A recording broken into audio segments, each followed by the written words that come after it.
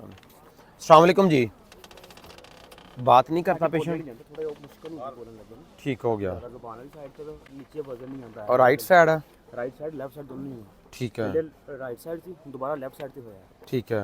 ठीक है, ਤੇ ਹੱਥ ਵੀ ਕੰਬਦੇ ਨਹੀਂ ਇੰਨੀ ਕਿ ਨਾ ਤੂੰ ਖਾਣਾ ਆਪਣੇ ਹੱਥ ਨਾਲ ਨਹੀਂ ਪਕੜ ਕੇ ਖਾ ਸਕਦੇ, ਅੱਗੇ ਬਿਠਾ ਕੇ ਬਹੁਤ ਮੁਸ਼ਕਲ ਹੁੰਦੀ, ਬੈਕ ਤੇ ਬੈਠਣ ਲੱਗਿਆ ਨਾ ਚੇਅਰ ਤੇ ਬਿਠਾ ਕੇ ਬੜੀ ਮੁਸ਼ਕਲ ਖਾਣਾ ਦੇ ਮੈਨੂੰ, ਤੇ ਆਵਾਜ਼ ਵੀ ਬਹੁਤ ਮੁਸ਼ਕਲ ਹੀ ਨਿਕਲ ਜਾਂਦਾ। ਨਬਜ਼ ਮੂਵਮੈਂਟ ਹੈਗੀ, ਫੋਲਡਿੰਗ ਕਰਦੇ ਨੇ ਲੱਤਾਂ ਨੂੰ ਯਾਨੀ ਕਿ।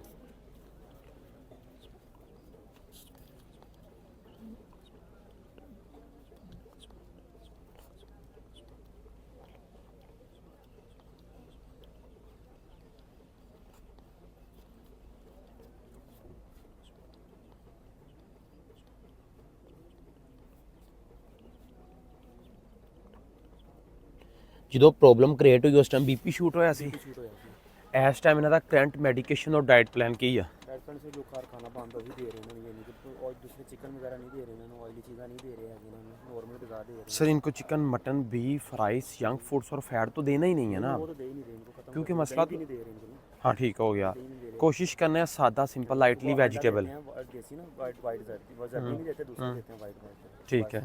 बाकी खाना रोटी वगैरह जो खाते हैं कोशिश करें जो एग वाइट है हाँ जी। उसमें होती है प्रोटीन। प्रोटीन। प्रोटीन का मीन ताकत, लाल सादा लफ्ज़ों में आप इसको कह लें, तो वो ताकत नहीं देनी आपने। ठीक है। अगर ताकत देंगे वो साथ में ब्लड को ठीक करेगी, सर्कुलेशन जो है वो नहीं चलेगी। ठीक हो गया। कोशिश करनी है जितनी सादा सिंपल लाइटली पेशेंट वेजिटेबल पे रहेगा उतना ज़्यादा इनके लिए बेहतर है। ठीक है।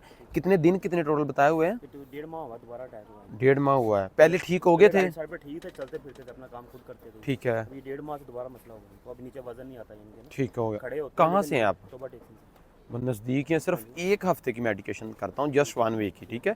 खिलाएं, मुझे इनकी कंडीशन बताएं, इंशाल्लाह ताला 1 वीक के अंदर अंदर ही बेहतरी आना शुरू हो जाएगी। लेकिन डाइट पे कंट्रोलेशन मुकम्मल होना चाहिए। हाँ आपकी वो वीडियो भी देखी थी हमने, वो उसी लिहाज से हाँ, बस ये लाजमी करना। मज़ीद आ जाए, मैं समझा देता हूँ।